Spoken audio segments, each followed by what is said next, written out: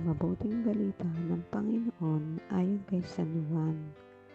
Nang suguin ng mga Hudyo sa Jerusalem ang ilang saserdote at Levita upang itanong kung sino siya, sinabi ni Juan ang katotohanan. Sinabi niyang hindi siya ang Mesiyas. Kung gayoy, sino ka? Tanong nila. Ikaw ba si Elias? Hindi po, tugon niya. Ikaw ba ang propetang hinihintay namin? Sumagot siya, hindi po. Sino ka kung gayon? Tanong nila ulit. Sabihin mo sa amin para masabi namin sa mga nagsugo sa amin.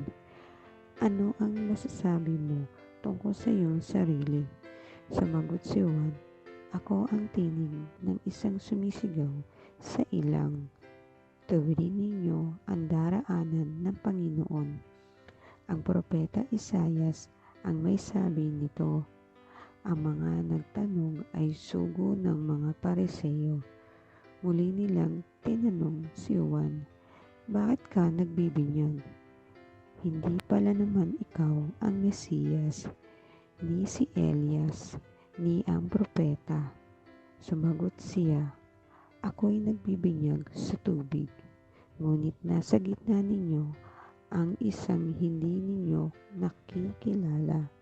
Siya ang susunod sa akin, subalit hindi ako karapat-dapat magkalagman lamang ng tali ng kanyang panyapak.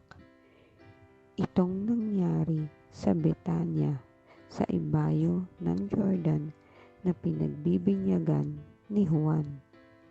Ang mabuting balita ng Panginoon.